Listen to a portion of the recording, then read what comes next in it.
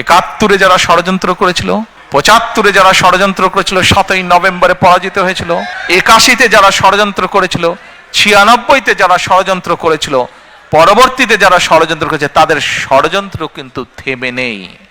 আমাদের মধ্যে অনেকেই বক্তব্যে বলেন আমরা এই স্বপ্ন দেখছি, আমরা সেই স্বপ্ন দেখছি। আমি ভাই স্বপ্ন টপ্নের মধ্যে নাই, আমি কোনো স্বপ্নের মধ্যে নেই। আমরা আছি পরিকল্পনার মধ্যে। আমরা পরিকল্পনা করব, আমরা পরিকল্পনা বাস্তবায়ন করব। এই যে স্লোগান দাও না, at all I don't enjoy it, এই যে স্লোগান দাও তারেক ভাই জিন্দাবাদ, at all I don't like it.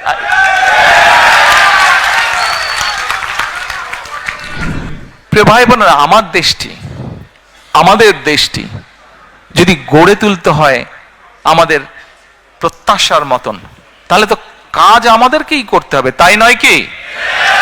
আমাদেরকেই তো, বাংলাদেশের মানুষকে যারা আমরা বাংলাদেশি, আমাদেরকে মিলেই তো কাজটি গড়ে তুলতে হবে, দেশকে গড়ে তুলতে হবে। প্রিয় সহকর্মীবৃন্দ, ষড়যন্ত্র চলছে। ষড়যন্ত্রকারীরা কিন্তু তাদের সেই 71-এ যারা ষড়যন্ত্র করেছিল, 75-এ যারা ষড়যন্ত্র করেছিল 7ই নভেম্বরে পরাজিত হয়েছিল, 81-তে যারা ষড়যন্ত্র করেছিল, 96-তে যারা ষড়যন্ত্র করেছিল, পরবর্তীতে যারা ষড়যন্ত্র করেছে তাদের ষড়যন্ত্র কিন্তু থেমে নেই। এবং বাংলাদেশ জাতীয়তাবাদী দল একটি দায়িত্বশীল দল হিসাবে আমাদের এবং আমাদের প্রতিটি পর্যায়ের নেতাকর্মীর পবিত্র দায়িত্ব হচ্ছে বাংলাদেশের মানুষকে সাথে নিয়ে সচেতন করার মাধ্যমে সজাগ এবং সতর্ক থাকা এবং বাংলাদেশের মানুষকে সজাগ এবং সতর্ক রাখা এই ষড়যন্ত্রের বিরুদ্ধে। প্রিয় ভাই বোনেরা, স্বৈরাচারকে আমরা বিদায় করেছি 16 বছর ধরে, এবং এর আগে বিভিন্ন সময় বাংলাদেশের মানুষ, সে রাজনৈতিক দলের নেতা বা কর্মী হোক অথবা একজন সাধারণ মানুষ যে তার দেশকে ভালোবাসে, এরকম বহু মানুষ অকাতরে জীবন বিলিয়েছে শুধুমাত্র দেশটিকে একটি সঠিক জায়গায় নিয়ে আসার জন্য, শুধুমাত্র দেশের মানুষের গণতান্ত্রিক অধিকারকে প্রতিষ্ঠিত করার জন্য। আজ একটি সময় এসেছে, আগামী 2 মাস পরে দেশে একটি নির্বাচন, বহুল প্রত্যাশিত একটি নির্বাচন, যে নির্বাচনে মানুষ নিজে ঘর থেকে বেরিয়ে নিরাপদে যাবে, স্বাচ্ছন্দ্যে ভোট দিবে তার ইচ্ছা মতন। এরকম একটি প্রত্যাশিত দিন সামনে অপেক্ষা করছে।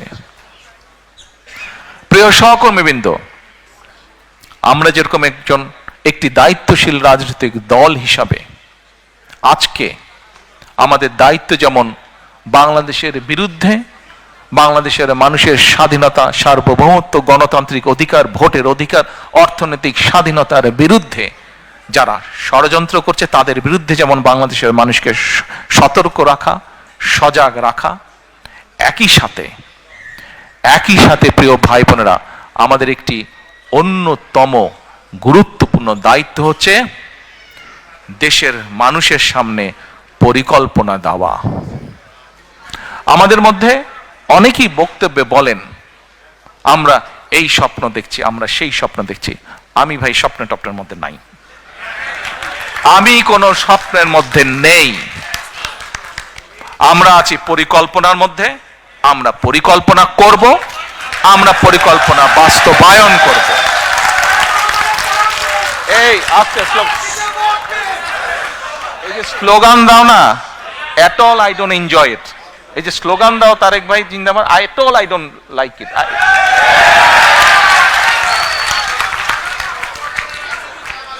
আচ্ছা, এখন আমরা কোন স্বপ্নের মধ্যে থাকতে চাই না। স্বপ্ন দেখতে দেখতে দেশ থেকে প্রতি বছর $16 বিলিয়ন পাচার হয়ে গিয়েছে।